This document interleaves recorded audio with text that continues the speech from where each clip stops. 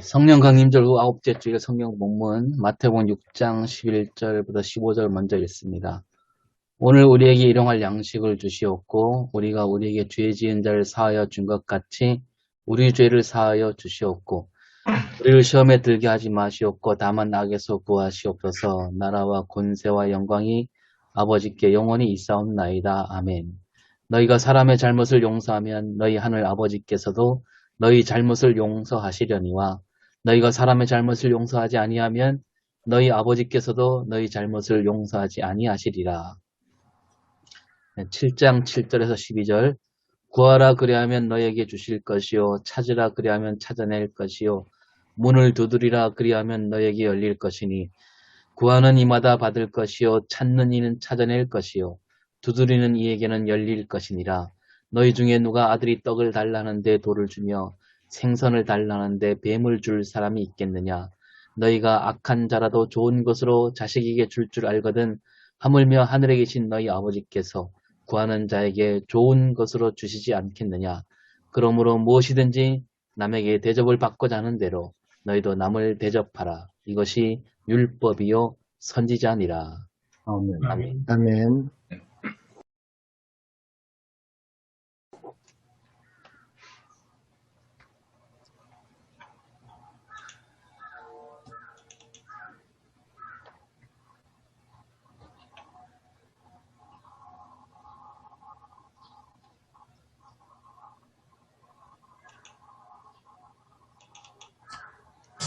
오늘 성령 강림 9째 주일 산상수훈 9번째 이렇게 기도하라.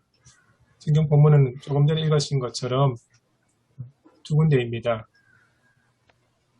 먼저 간략하게 우리 본문에 대한 배경을 설명을 드리자면 마태복음 6장은 총 4단락으로 나눌 수 있습니다. 1절에서 4절은 구제, 5절에서 15절은 기도, 16절에서 18절은 금식, 19절에서 34절은 내 삶의 주인에 관한 것입니다. 그 중에 오늘 우리 저희들이 다루는 것은 11절에서 13절, 그러니까 두 번째 기도 부분에서 지난주에 5절에서 10절까지 그 기도하는 자의 자세와 주기도문 전반부를 다뤘다면 오늘은 주기도문 후반부입니다. 11절에서 15절까지입니다. 그리고 14절에서 15절은 실제로 주기도문은 아니지만 주기도문의 5번째 강구에 대한 부연 설명에 해당된다고 볼 수 있습니다. 그리고 주기도문은 보시는 것처럼 마태복음 6장에 하고 누가복음 11장에 나오고 있습니다. 전체적으로 봤을 때 두 주기도문은 크게 다르지 않습니다. 하지만 작은 부분 몇몇 다른데요. 첫 번째로 본다면 마태복음에서는 하늘에 계신 우리 아버지여 라고 해서 앞에 하나님 아버지에 대한 수식어가 있는데 누가복음은 없이 그냥 아버지여 라고만 되어 있습니다. 그리고 네 번째 강구에서 조금 차이점이 있는데 마태복음에서는 오늘 우리에게 라고 오늘이라는 표현을 썼는데 누가복음에는 날마다라는 표현을 사용합니다. 날마다 우리에게 날마다 일용할 양식을 주시옵고 그리고 5번째 강구에서 제가 앞에 갈로 안에 있는 마태복음의 문구는 원어에 나오는 이야기입니다. 그러니까 우리 개역개정판에는 죄 지은 자라고 표현되어 있지만 원어상의 의미는 빚을 진 자라고 할 수 있습니다. 성경책에 그 밑에 각주에 내용이 들어있습니다. 그리고 6번째 강구에 마태복음에서 다만 악에서 구하시옵소서라는 문구가 더 첨가되어 있고요. 그리고 마지막 성령은 마태복음에만 나오고 있습니다. 하지만 전반적으로 마태복음과 누가복음의 주기도문은 큰 차이가 없습니다. 그리고 이 어휘라든지 내용상으로 이렇게 분별해 왔을 때 마태의 주기도가 누가의 주기도보다 좀 더 오래된 것으로 이야기할 수 있습니다. 본문에 보면 주기도문은 전반부는 마태복음 경우 6장 9절에서 10절입니다. 여기에는 2인칭 당신이라는 사용되고 있습니다. 거기에 비해서 후반부 6장 11절에서 13절은 1인칭 복수 우리라는 용어를 사용하고 있습니다. 그래서 6장 11절에 오늘 주석을 쓰신 김충년 교수는 오늘 우리에게 내일의 빵을 주시옵고 라고 번역을 했습니다. 좀 특이하게 번역을 하셨는데요. 에피우시온 이란 말은 일용할, 오늘을 위한 생존을 위해 필요한 이라는 그런 의미로 보통 번역을 하는데 우리 김충현 교수님은 의미론적으로 다른 성경 본문과 이렇게 의미를 맞춰서 내일의 라는 의미로 번역을 하셨습니다. 그래서 내일의 빵을 주시옵고 라는 의미를 정말론적으로 마지막 하나님 나라의 잔치에서 먹게 될 떡을 오늘의 삶 속에서 체험하며 살아가게 하소서라는 그런 의미로 해석을 하셨습니다. 좀 특징적인 것이 김충현 교수님은 주기도문 전반부를 어떻게 보면 현재적으로 우리 기도하는 자의 결단과 다짐의 측면에서 해석을 했다면 후반부는 정말론적인 관점에서 해석을 많이 하셨습니다. 그래서 6장 12절에 보시면 우리가 우리의 빚진 자들 용서해 준 것처럼 우리의 빚을 용서해 주시고 이렇게 번역을 하셨고요. 여기서 원어상으로는 빚입니다. 그리고 우리 개혁성경책은 죄라고 번역이 되어 있고요. 각주에는 빚으로 원어의 의미를 밝혀주었습니다. 그래서 빚진 자들은 죄 지은 자들이라고 해석을 했는데 이게 14절, 15절에 죄 혹은 허물, 잘못이라고 번역된 그 내용을 연계해서 볼 때 빚진 자들은 곧 죄 지은 자들이라는 의미로 이해를 할 수 있다고 봅니다. 그리고 히브리 전성에서 죄는 하나님께 대한 빚이라는 의미로 많이 사용됩니다. 그래서 이 문구의 정말론적인 관점에서 보자면 마지막 심판 때 하나님의 용서는 오늘 현재의 삶 속에서 내가 베푸는 것을 얻게 된다라는 그런 의미로 이해할 수 있습니다. 그 6장 13절에 우리를 시험으로 인도하지 마시고 악으로부터 우리를 구원하소서. 여기서 시험이 이제 관건인데요. 페이라스모스, 그러니까 유혹 혹은 시험으로 해석할 수 있습니다. 그러니까 유혹 같은 경우는 사람이 죄를 범하도록 부추기는 것이라 한다면 시험은 믿음이 흔들릴 정도로 어려운 상황에 처하게 되는 것을 이야기할 수 있습니다. 그래서 이 문구를 정말론적인 관점에서 보자면 마지막 때에 경험하게 될 최대의 시험과 시련은 불가피하지만 그 속으로 인도하지 말아달라, 그것으로부터 구원해달라는 그런 강구로 이해할 수 있습니다.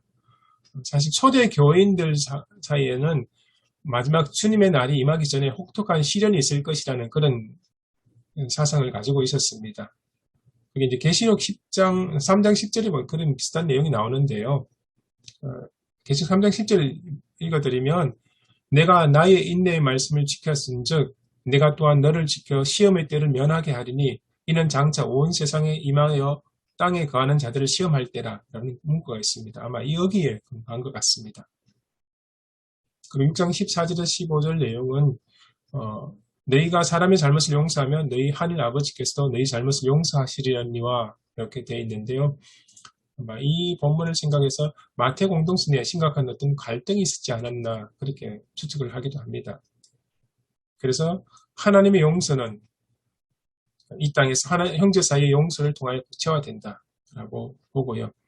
그래서 내가 다른 사람을 용서하지 않으면 하나님으로부터 용서받는 것이 불가능하다라는 식으로 우리 김정인 교수는 그렇게 설명을 합니다.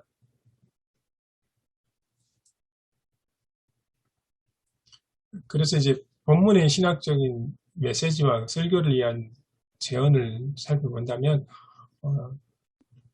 주기도문 후반부를 전부 다 종말론적 관점에서 해석을 한 거죠. 오늘 우리에게 내일의 빵을 주시옵고 라고 번역을 하셨는데요. 그 의미를 종말론적인 하나님 나라의 잔치를 기대하며 오늘 내 삶의 자리에서 미리 맛보는 삶을 살도록 해달라는 강구로 설명합니다.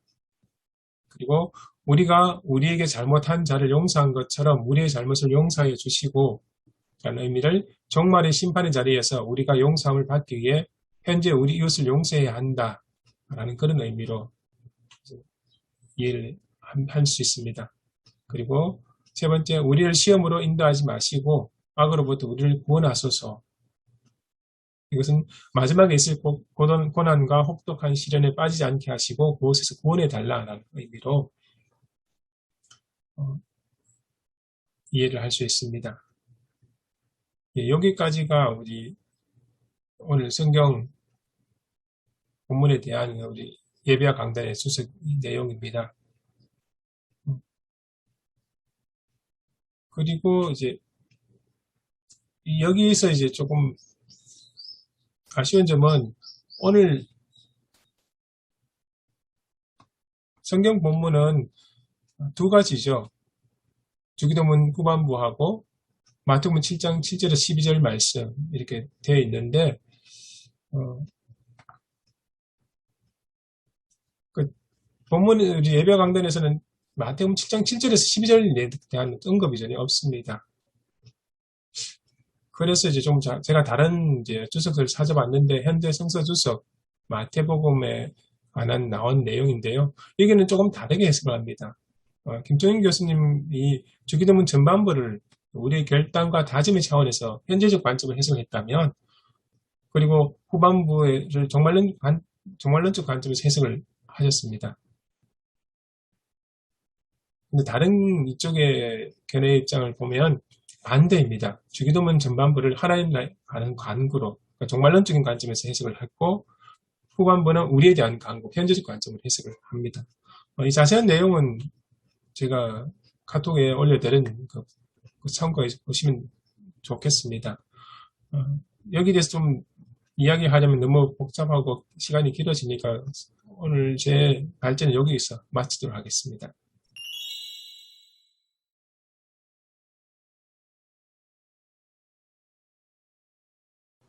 그래서 제가 질문을 이제 준비했는데, 준비한 질문은 뭐냐면, 주기도문 후반부를 어떻게 종말론적인 관점으로 해석할 것이냐, 아니면 현재적인 관점으로 어떻게 보면 좀 더 문자적인 의미로 해석을 할 것이냐, 이런 문제입니다.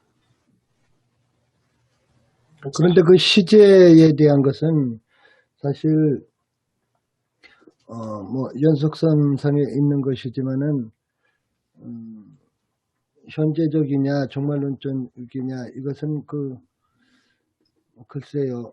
뭐 현재도 종말이 될 수도 있고 또 먼 종말이라도 우리가 현재적으로 살아갈 수 있는 것이기 때문에 그냥 중복적인 의미로 그냥 이렇게 갖고 가는 게 좋을 것 같다는 생각이 드는데요. 예, 저도 그렇게 생각합니다. 예. 제가 그 문장의 의미를 이제 현재적 의미라고 하면 좀 이렇게 오해될 수 있는데, 오히려 문자적 의미로 이제 조금 더 가깝게 해석하면 이런 의미입니다. 오늘 우리에게 일용할 양식을 주시옵고 라고 되어 있는 것은, 오늘 우리에게 내일 먹을 필요한 양식을 주십시오. 그러니까 현실적으로 우리에게 필요한 것을 강구하는 그런 입장으로 해석을 하는 거죠. 그리고 우리가 우리에게 죄 지은 자를 사하여 준 것 같이 우리 죄를 사하여 주시옵고 라는 이 의미를, 하나님은 용서하시는 분이지만 무조건 용서가 무조건적인 건 아니다. 용서 받는 자 편에서 회개가 전제되어야 한다 라고 본 거죠. 그런다면 우리가 하나님의 용서, 하나님의 자비를 기대하기 전에 우리 마음의 완악함을 참으로 회개해야 된다. 우리가 얽힌 걸 먼저 회개해야 된다라는 그 회개 차원에서 이해를 한 거고요. 그리고 우리를 시험에 들게 하지 마시옵고라는 의미를 장차 있을 마지막 때에 있을 그 시련과 환란을 피할 수 있게 해달라라는 그런 의미라기보다는, 현재 우리가 삶 속에서 여러 가지 유혹을 받는데 유혹을 받지 않게 해달라는 말이라기보다는 그 유혹에 넘어지 않고 맞설 수 있도록 힘을 주십시오라는 그런 의미로 해석을 할 수 있습니다. 그리고 또 다만 악에서 구하시옵소서는 이제 어떻게 보면 앞에 우리를 시험에 들게 하지 마시옵소서라는 의미의 해석으로, 초기 해석으로 이해를 할 수 있는데, 저는 조금 다르게 이렇게 생각을 해봤습니다. 그러니까 앞에 우리가 시험에 들게 하지 마시옵소서는 우리가 스스로 극복하거나 맞설 수 없는 내적인 유혹, 대한 하나님의 도움을 구하는 것이라면 악에서 구하시옵소서는 우리가 어떻게 할 수 있는 외적인 악에 대한 것, 예를 들면 악한 자들의 음모나 갑작스러운 질병과 재난, 우리 삶을 위협하는 그런 악한 요소들로부터 보호해 주시기 위한 기도로 그렇게 생각을 해봤습니다. 그런 관점에서 이제 제가 앞에 말씀드렸던 김충현 교수님 생각하고 조금 다른 이제 관점으로 볼 수 있지 않을까 그런 생각이 들었습니다. 그 내용은 제가 뒷부분에 PPT 뒷부분에 그 내용을 정리해 놓았습니다. 그래서 이제 제가 던진 그 질문은 주기도문 뒷부분에 대한 내용을 종말론적인 부분처럼 해서 장차 다가올 큰 시련과 환란 피할 수 있게 해달라든지 그런 의미라기보다는 현재 우리가 삶 속에서 부딪히게 될 유혹과 악으로부터 우리를 지켜주시고 보호해달라는 그런 의미를 해석하는 게 더 낫지 않을까. 그럼 개인적으로 그렇게 생각을 해봤습니다. 저도 뭐 조원호 목사님 생각하고 동감하는데요.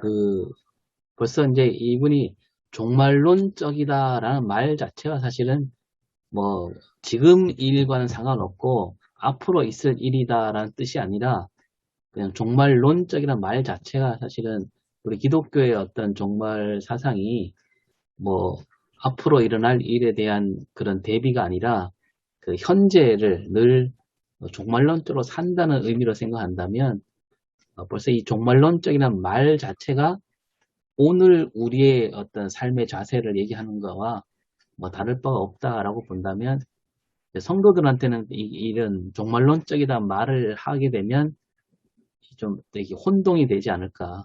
네, 그런 생각이 드네요. 저는 첫 번째 우리가 이번 설교 때에 하나님의 나라가 이 땅에 이제 아버지의 거룩히 얘기를 받으시고 하나님의 나라 이 땅에 오게 해달라는 거, 이루어지게 해달라, 하나님 뜻이 이루어지게 해달라는 거는 종말론적인 것들이 현세적인 것들로 바뀌잖아요. 예수 그리스도 영혼에 속한 것들이 이제 오늘날로 지금 바뀐단 말이에요.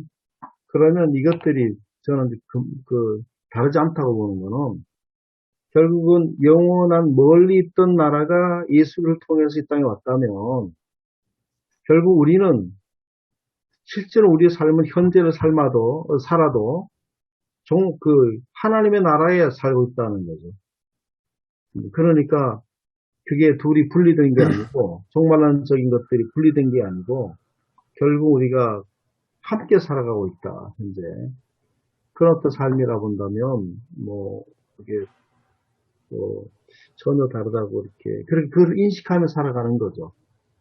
그러니까 하나님의 나라가 이 땅에 이루어지는 것을 우리가 기대하고 살아간다면 그것들이 분리됐다. 죽고 난 다음에 그런 세계가 아니라고 하는 거 생각할 수 있고 조금 전에 제가 이런 걸 찾아봤습니다. 어떻게 우리가 이거를 교인들에게 설명할 수 있을까?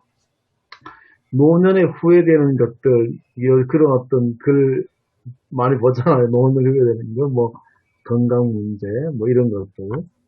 그러니까 노년을 생각해서 특히 노년에 대한 재정적인 문제도 있으니까. 그러니까 노년을 생각하는 사람들은 지금 현재 이렇게 젊었을 때 많이 있다고, 했다고 해가지고, 그게 아니라, 노년을 생각하면서 이제 자기가 절제하며 살아가지 않습니까? 특히 그 가운데 아내에게 잘할 것, 이렇게. 아내에게 못한 거.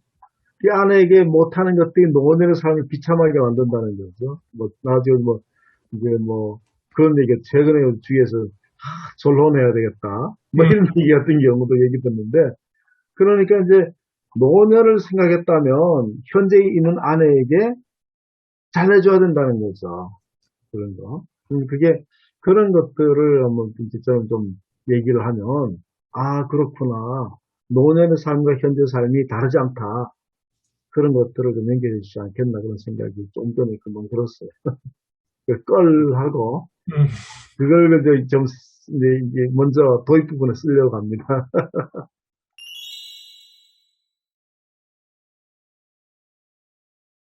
그렇다면 그 11절에 오늘 우리에게 일용할 양식을 주셨고라는 이 의미를 좀 더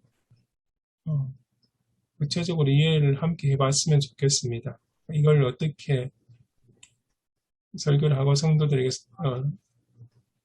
전할 수 있을지 함께 생각을 했으면 좋겠습니다. 아니, 제가 그 김청년 교수님의 그 말씀 설명을 읽으면서 참 쉽게 이해하기 힘들었던 부분이기도 했거든요.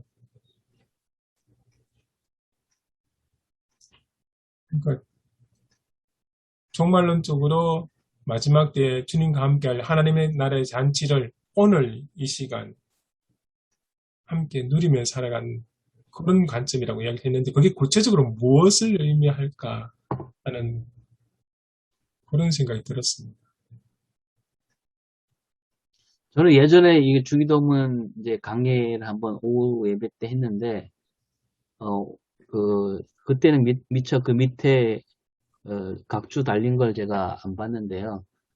일용할 양식을 내일의 양식으로도 이제 얘기할 수 있다고 했는데, 저는 그건 생각 안 하고, 일용할이란 말에 이 중점을 두고, 우리가,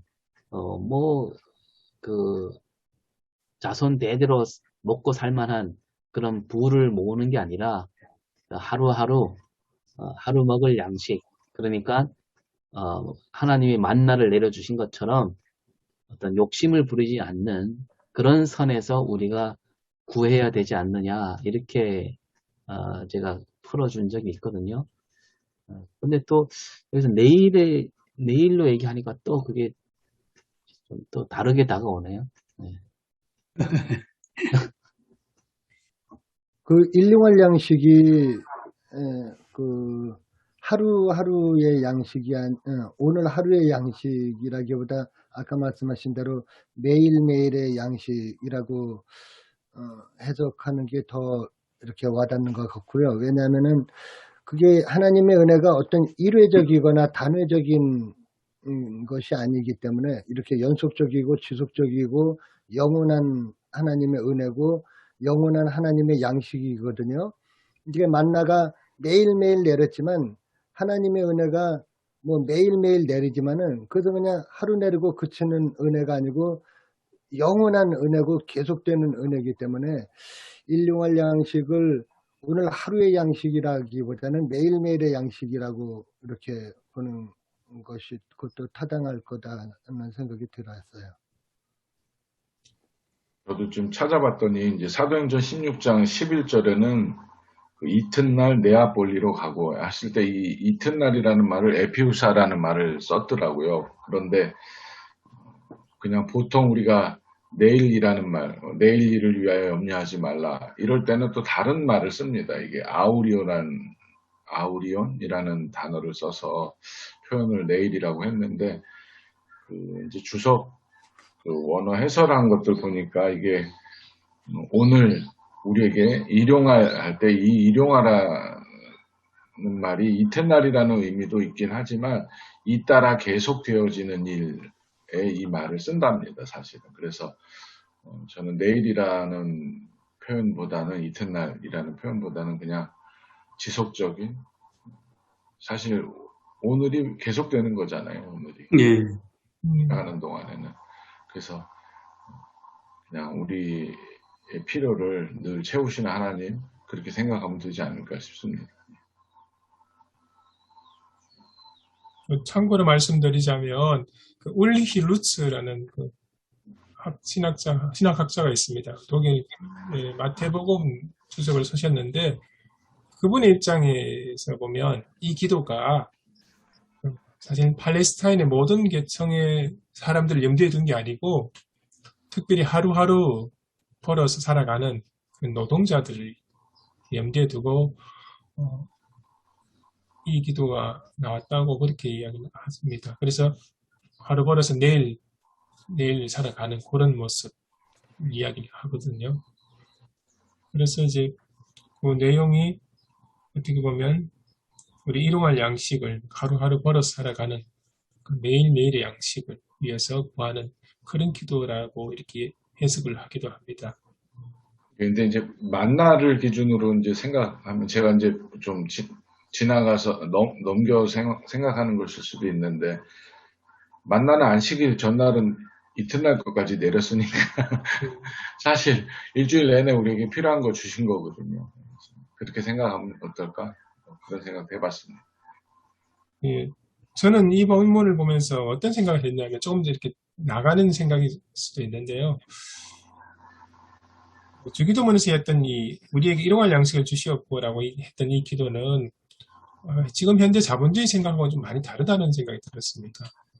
많은 것을 움켜쥐고 어떻게든지 많은 것을 벌기 위해서 하는 게 아니고 하나님의 섭리를 믿으며 그날 삶을 충실하게 자기 일을 하면서 살아가는 것, 그것을 누리면서 그 가운데 얻게 되는 것을 감사히 누리면서 살아가는 것이 아닐까, 그런 생각이 들었고요. 그래서 이제 신약에는 이 주기도문에 이 부분이 있지만 구약에도 보면 원래 구약의 이상적인 사회상은 각자의 무화과 나무와 포도나무 아래에서 평안히 살아가는 거라고 이야기를 하더라고요.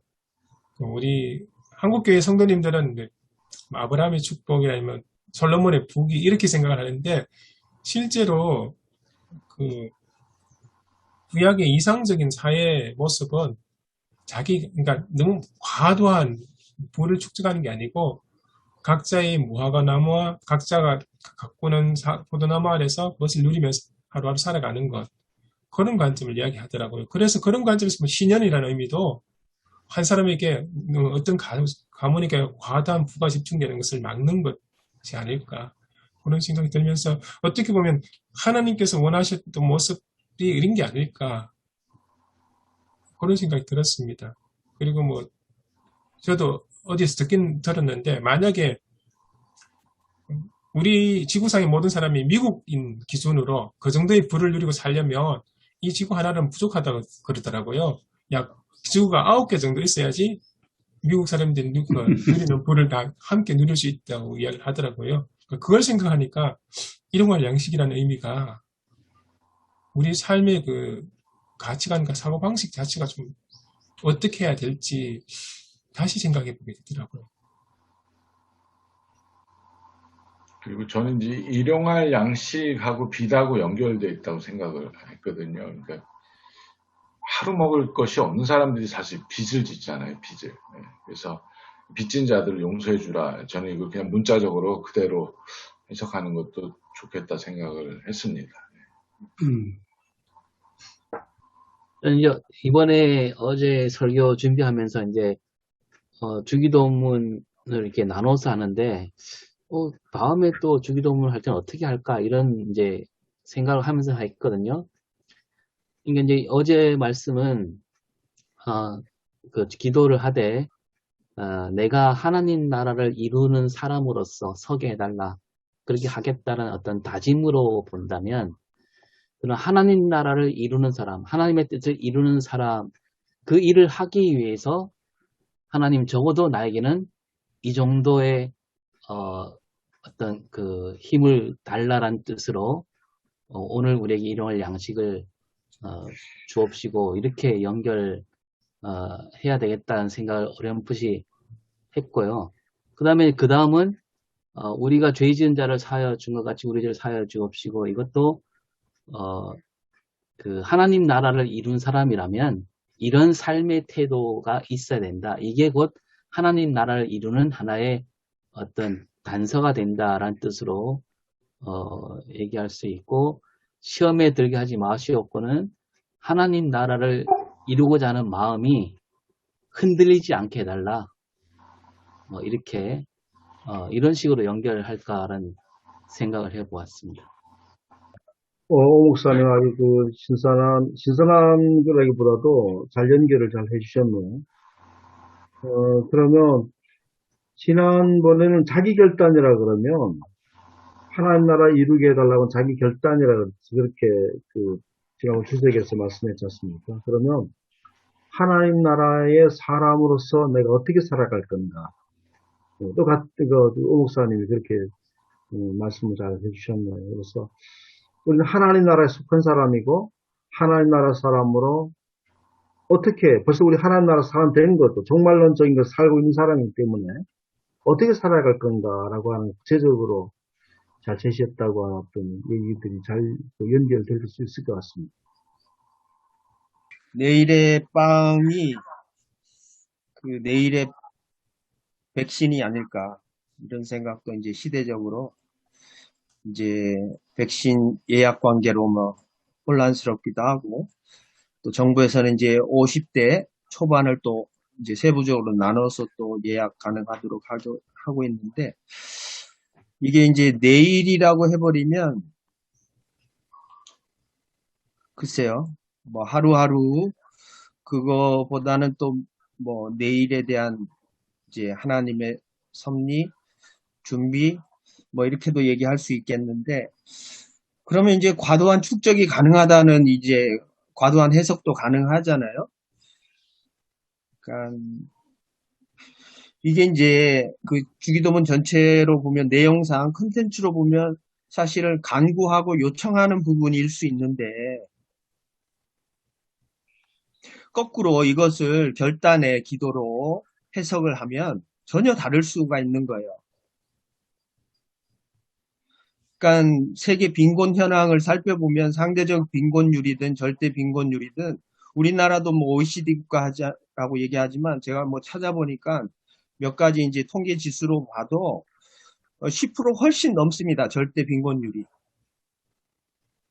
그러니까 이것이 만약에 일용할 양식을 주시고 하면 그냥 내 먹을 것 하나님 주시겠지라고 이런 식으로 해석한다거나 아니면 내일의 빵이라고 했을 때 그냥 내일도 주시겠지. 아까 서스테이너블 그러니까 지속 가능한 영원성에 대해서 이제 조 목사님 얘기하셨는데 그렇지 않거든요. 지금 현실은. 그 현실을 감안해서 지금 과도한 욕심을 배제하면서도 자신의 필요만 채우면 된다라고 이렇게 해석돼 버리면 이것도 이제 이 본문이 주는 그 의미를 그대로 살릴 수 있겠는가 이런 이제 문제를 좀 제기하고 싶습니다. 뭐 기존에는 저도 뭐 그렇게 설교를 했는데 물론 하루하루 사는 것 자체가 쉽지 않고 생존의 보험 때문에 생존을 추구할 수밖에 없는 인간 존재의 그 가벼움을 우리가 뭐 느낄 수밖에 없는 코로나 시대인데 그러니까 이제 이게 이제 현재와 미래를 오가면서 또 만나라는 과거의 사건과 이렇게 연결지어서 그러면 그 미래가 뭔가 이런 생각을 해보는 거죠. 그러니까 하나님 나라라는 측면에서 보면 이것이 단순히 한 개인의 오늘 필요한 양식 또는 준비되지 않은 내일을 하나님이 인도하신다고 하는 그 기대감 정도로 해석하는 것이 너무 좁은 해석은 아닌가라는 생각을 해보는 거죠. 단순히 어떤 현재냐 종말이냐 이런 문제가 아니라는 말씀을 드리고 싶네요. 그런데 일용할 양식은 기대감의 문제가 아니라 이건 믿음의 측면이기 때문에 하나님의 은혜가 오늘만 임하는 것이 아니라 그리고 또 이게 내가 사실은 이게 내가 구한다고 구해야만 이게 임하는 그런 은혜가 아니거든요. 하나님의 은혜는 그냥 상시적이고 늘 이렇게 우리 일상에 있는 것인데 그렇다고 뭐 기도할 필요가 없다라는 것은 아닌데요.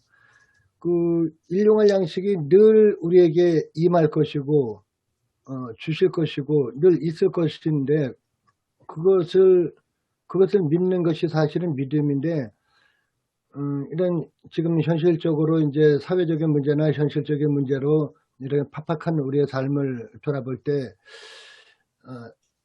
이게 진짜 어떤 자칫 잘못하면 그냥 배부른 자들의 어떤 그런 걸로 비춰지는 것은 아니냐 이런 우려가 들 수는 있어요. 그렇지만 그러나 이거는 이제 믿음의 양식으로 봤을 때 일용할 양식을 구하고 그것을 믿는다고 하는 것은 어떻게 보면 신앙의 상식으로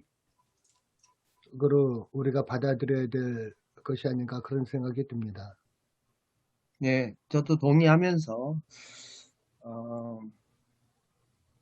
있는 사람은 일용할 양식을 구하지 않아도 먹을 게 있어요.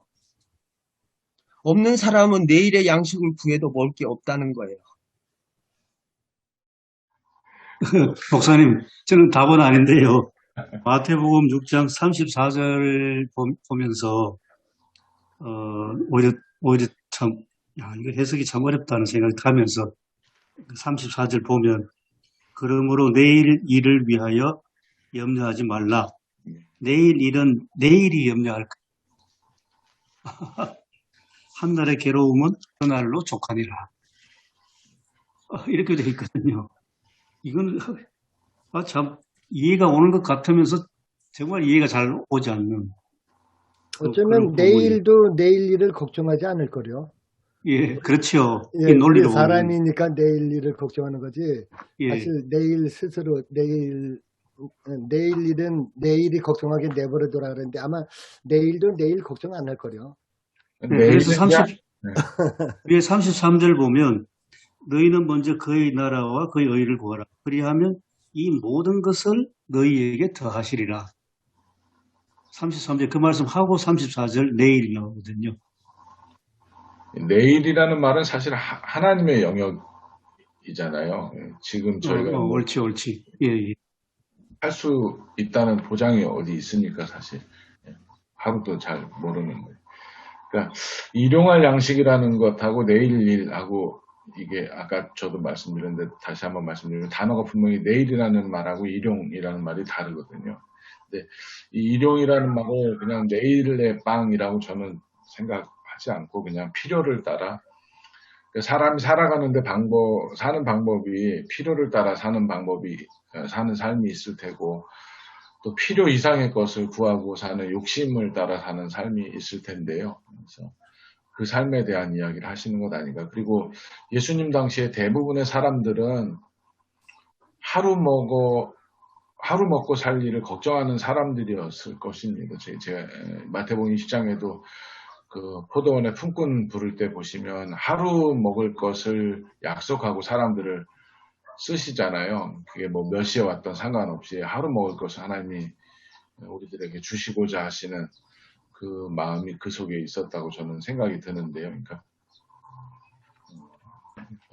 근데 이제 이 오늘과 내일이라는 이 개념이 사실은 이게 사람이기 때문에 그런 생각을 하는 것 같아요. 왜냐면은 그 얘기 아시잖아요. 뭐 하루살이하고 뭐 메뚜기가 내일 놀자 그랬더니 내일이 뭔데 그랬다고 메뚜기하고 개구리하고 놀다가 야 이제 추우니까 들어갔다가 내년에 만나자 그랬더니 내년이 뭔데 그랬다고 그러는데 이게 그 소위 말하면 이제 내세관 어떤 천국 우리의 그 영원한 하나님 나라를 아는 사람들과 이제 모르는 사람들의 차이인데 사실 내일을 걱정한다라는 것이 이제 내일에 대한 생각을 한다는 것이 어떤 계획이 될 수도 있고 뭐 욕심이 될 수도 있고 아니면 그 불투명한 미래에 대한 걱정일 수도 있고 그렇잖아요.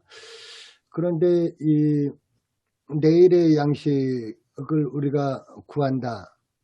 내일의 어떤 것을 우리가 계획한다. 이거는 사실 조금 보면은 좀 어리석은 생각일 수도 있어요. 내일이 없을 수도 있는 건데 이제 내일을 우리가 준비하고 계획하고 또 걱정하면서 어떤 내일에 대한 어떤 자기만의 어떤 야망과 어떤 목적을 가지고 이렇게 움직이는데 사실은 어리석은 부자처럼 거대한 창고, 내일이라는 거대한 창고를 우리가 지어놓고 거기다 뭘 자꾸 재놓고 사실 우리 냉장고도 여러분 사실 냉동실에 뭐 작년 거부터 뭐 천상 이거 먹지 못하고 다시 냉장고 청소하면서 다 버릴 건데 왜 그렇게 넣어놨는지 모르는데 우리 인간의 속성이 그렇게 내일을 준비해야 된다고 생각을 하는데 일용할 양식도 마찬가지인 것 같아요.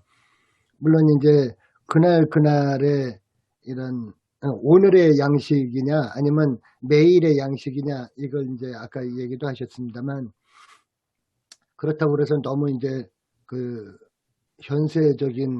현세주의자가 될까봐 걱정이기는 합니다만 그냥 한날의 괴로움 한날의 즐거움 다 그날에 족한 것이구나 그런 생각을 하면서 뭐 내일 일은 난 몰라요 이렇게 사는 게 사실은 맞는 건데 사실 저도 그렇게 살지도 못하고 교인들한테 그렇게 말하면 그냥 이건 뭐 방송 멘트처럼 설교 멘트밖에 되지 않을 것 같아서 참 자신이 없고 걱정이고 그렇습니다.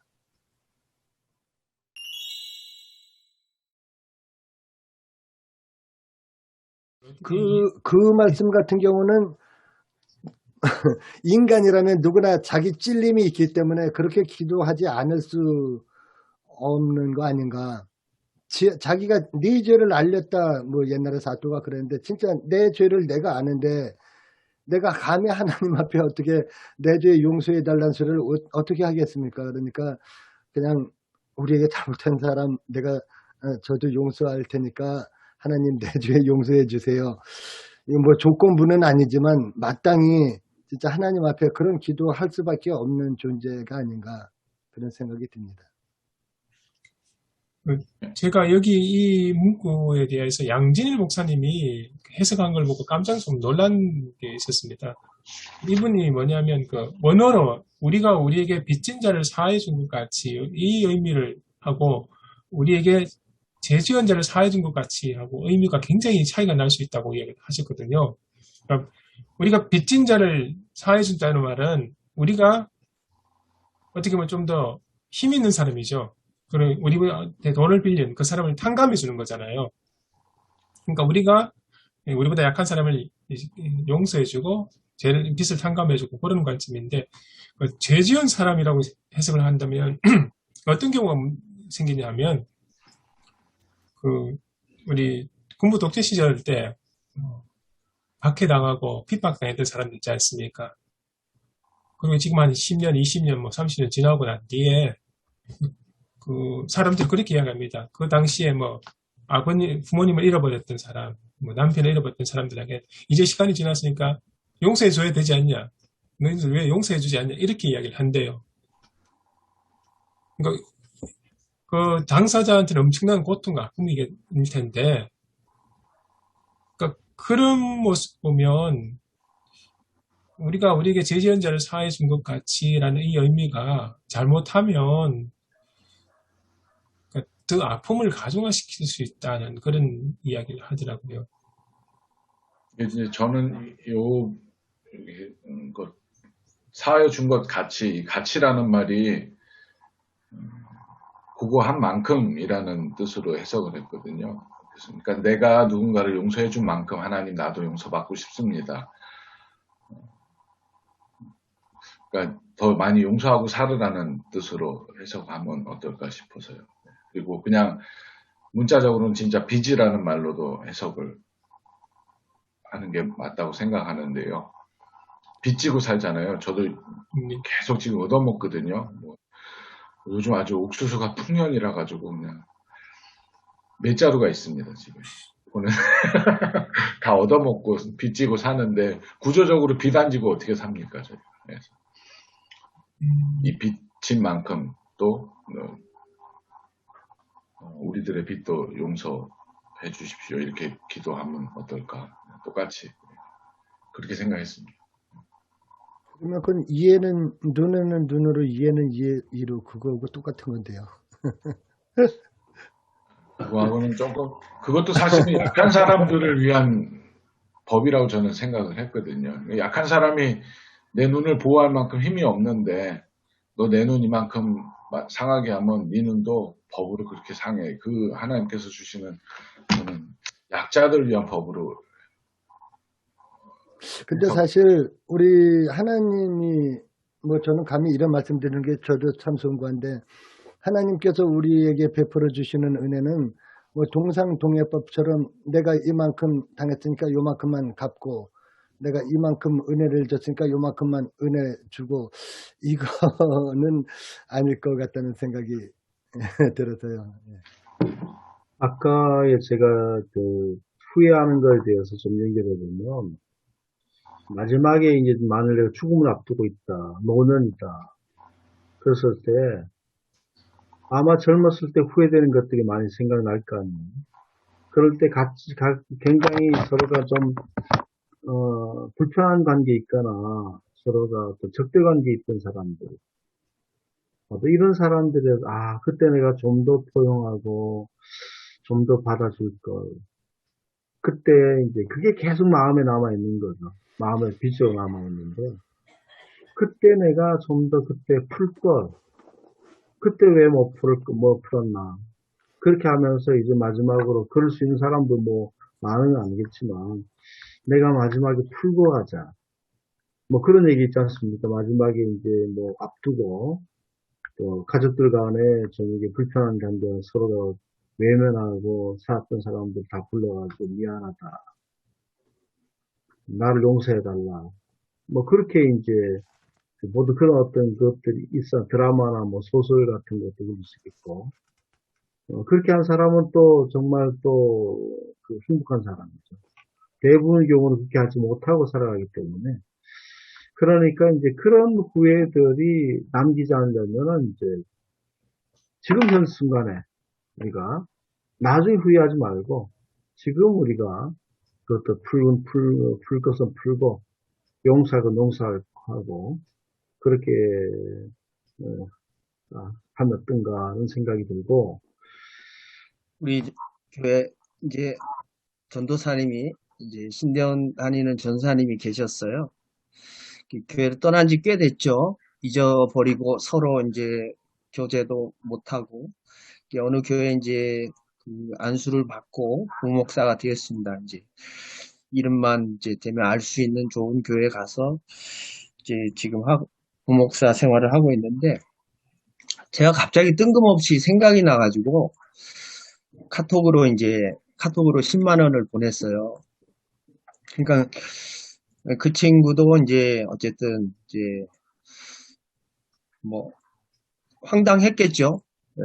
그래서 이제 왜 그러냐고 이제 질문이 오고 가고 그랬는데 그때 굉장히 어려웠고 저 앞에서 생활이 힘들다고 울 만큼 막 눈물을 글썽이고 힘들고 아내가 아프고 이제 뭐 그런 얘기가 갑자기 제가 몇 년이 지나고 사람 떠나고 나서 그게 생각이 났어요.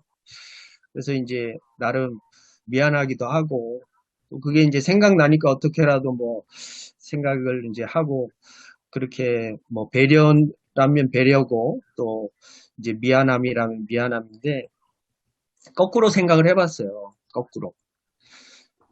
그 목사님이 나를 어떻게 생각할까? 물론 그 돈을 이제 실갱이를 하면서 나중에 결국 그분이 받았는데, 아마 이렇게 생각하지 않았을까요? 있을 때 잘하지. 있을 때 잘하지라는 생각을, 물론 제 입장에서 이제, 제 자신에 대한 자책이겠죠. 그 마음도. 아까 빚진 자와 죄 지은 자를 대별하신 그 어느 분의 해석이 그 빚진 자는 강자의 탕감이다. 강자의 호해다. 그리고 죄 지은 자 용서는 고난받고 억울한 사람 약자로서의 그 뭐 더 큰 포용? 뭐 이렇게 해석하셨다는 거죠. 그게 아니고 예, 오히려 이 문구가 약자들에게 안 좋은 의미로 해석될 수 있다. 그러니까 강자들을 위한 하나의 변명으로 해석을 될 수 있다. 그래서 조심을 해야 된다. 그런 뉘앙스였어요. 그러니까 권력을 가져가지고 권력에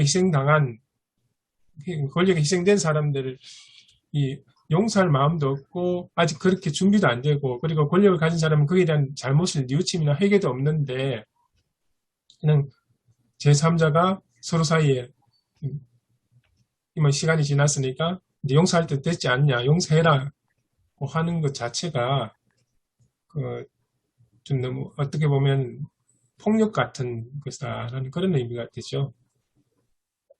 이 의미가 이 성경 본문의 그 의미가 그런 의미는 아니다라는 그런 식으로 이야기를 하시더라고요. 오히려 그러니까 빚진 자라고 해석했을 때가 훨씬 더 명료하게 다가온다. 약한 자들을 괴롭히기 위한 성경 문구가 아니다. 그런 이야기를 하시더라고요. 오히려 그 상황에서는 권력을 가지고 사람들을 힘들게 했고 괴롭게 했던 그 사람이 회개해야 될 상황이지 그 약한 사람, 그 피해를 당한 사람이 용서할 그런 상황이 아니다. 그런 식의 이야기를 하시더라고요. 그래서 놀랐던 게 문구 하나, 글자 하나, 단어 하나 차이가 이렇게 다르게 보여지구나 그런 생각이 들었습니다. 주석에서 마태 공동체 안에서 갈등이 심각했다. 그런 얘기가 있었거든요. 그럼 우리가 교회 공동체 안에서 갈등이 심각하잖아요. 지금 각 교회마다. 저희 교회도 그렇거든요. 그럼 피해는 내가 당했는데 내가 왜 용서해야 되냐. 내가 피해 받았는데 저 사람 용서해달라고 얘기해야 내가 용서해주지. 피해는 내가 받은 사람 아무런 변화도 없고 잘못했다고 얘기하자는데 내가 뭐 용서할 준비가 뭐가 있느냐. 이게 현실 목회에 우리 그렇게 얘기한 분이 계셔요. 저희 그 교회도. 이런 문제에 대해서 이제 고민을 좀 하면서 저도 나름대로 제 삶을 살아오면서 이런 수많은 것들이 용서 일방적이다. 그 사람에게 상관없이 그냥 내가 용서해 주는 것이다라고 하는 거를 저도 굉장히 많이 체험을 했거든요. 그래야 그것들이 되지, 상대방이 어떤 용서해달라고 한다든지, 뭐 용서의 어떤 자세를 보인다든지, 어떤 마음의 변화가 있어서 용서해준다고 조건을 붙이면, 결국은 용서가 온전히 되지 않고, 또 관계도 온전하게 회복되지 않는다고 하는 거, 제가 전화로 체험도 그랬었습니다. 그래서, 그 사람이 한 번도 용서해달라, 내가 잘못했다 얘기하지 않았는데, 그냥 내가 거기서 자유로워지는 거죠. 그 사람의 관계 속에서 내가 자유로워지는 거더라고요. 그래서 그런 것들도 제가 수없이 상가운데 체험했고, 가족사 안에서도 체험하고, 그 또한 제 아내가 교통사고 당했을 때도 체험하고, 그런 것들이 또 수없이 참여했는데, 오히려 나는 그 문제에 대해서 자유로하게 지게, 더 이상 그 문제에서 얽매이지 않게 되더라고요. 그것들이. 아니면 그 문제가 계속 있으면, 그 문제가 오늘날의 나를 결정짓고 내일의 나를 결정짓기 때문에 내가 그런 문제에 대해서 자유하게 된 사람이 그 문제에 대해서 자꾸 거기서 얽매이고 어떤 사람에게 얽매이고 어떤 사건에 얽매이고 그 사건 때문에 내가 오늘날의 모든 생각이나 모든 것들이 거기에 내가 얽매여 있다든지 내 미래가 얽매여 있는 것들을 과연 허용할 건가. 용서라고 하는 것은 결국 나로부터 자유케 하신 것이 아닌가. 그렇게 생각이 좀 듭니다. 그래서 교인들한테도 제 체험을 얘기를 하면서 자세하게 얘기 못하지만 그 사람이 했다고 해서 용서하는 것이 아니라 그건 용서해 주는 것이다. 그렇게 그렇게 얘기를 하고 있습니다.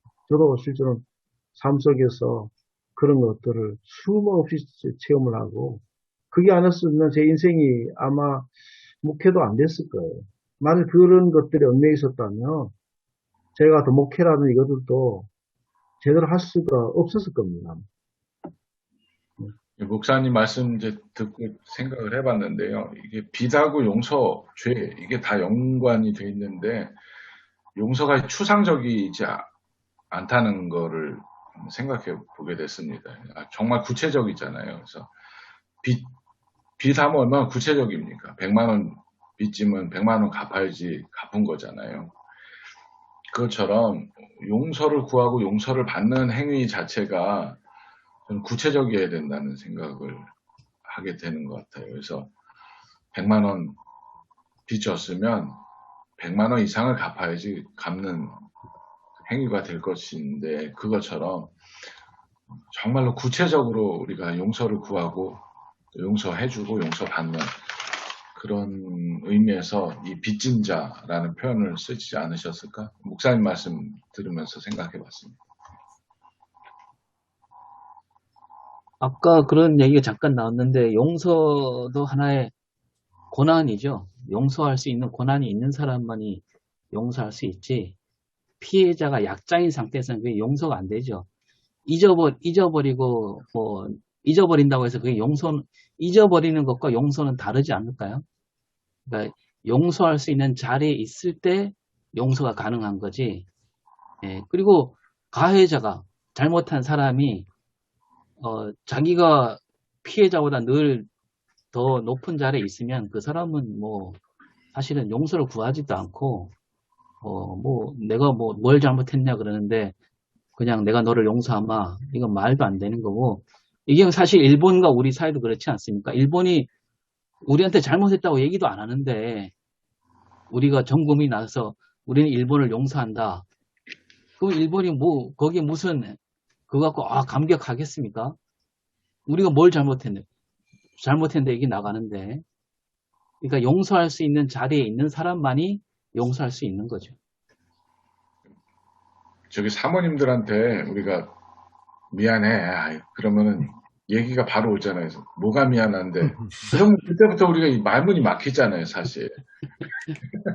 구체적으로. 근데 잊어버리지 않으세요, 이분들은. 아직 다 기억하시고, 예전에 있던 것도 말씀하시고, 그러니까 구체적으로 용서한다는 것도 어렵네요. 그러니까 저 구한다는 것도 용서를.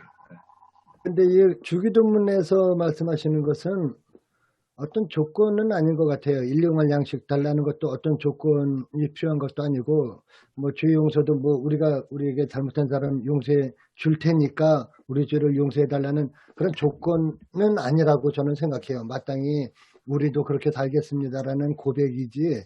네네. 그리스도의 사랑이 조건적인 사랑이 아닌데 무조건적인 사랑인데 여기 예수님께서 가르쳐 주신 기도가 뭐 조건을 달아서 이렇게 하라는 것도 아니고 나중에 뭐 지금 이제 하셨습니다만 7장 7절에 나오는 뭐 구하라 그러면 너에게 주실 것이라 뭐 이런 말씀도 이런 주기도문대로의 구함, 주기도문대로의 그런 기도 이런 기도에 응당하는 하나님의 응답이 이제 7장 7절에서 이제 주어지는 건데요.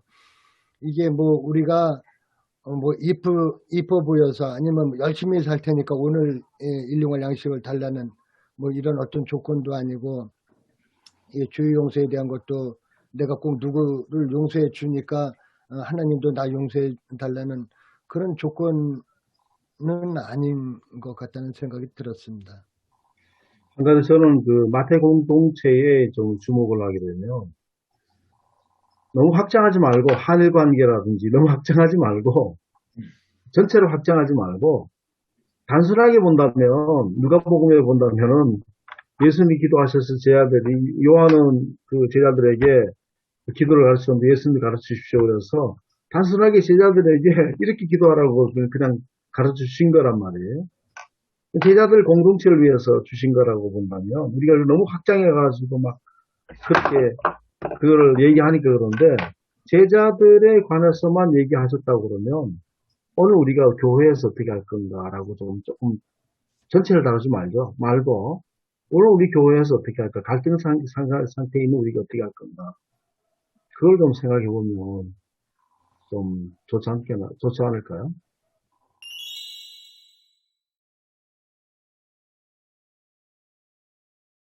시험에 들지 말게 하시고 이 부분 참 해석하기 참 그러니까 문자적으로 봤을 때 좀 해석하기가 애매하고 어려운 거를 있는 것 같습니다.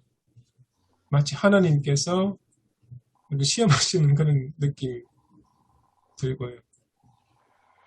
욥의 경우 보면은 시험을 허락하시는 건 맞긴 맞는데 하나님이 시험을 하지는 않지만 우리가 늘 시험에 이렇게 휘둘리고 사니까 좀 나 좀 붙들어 주세요 뭐 그런 의미 아닐까요?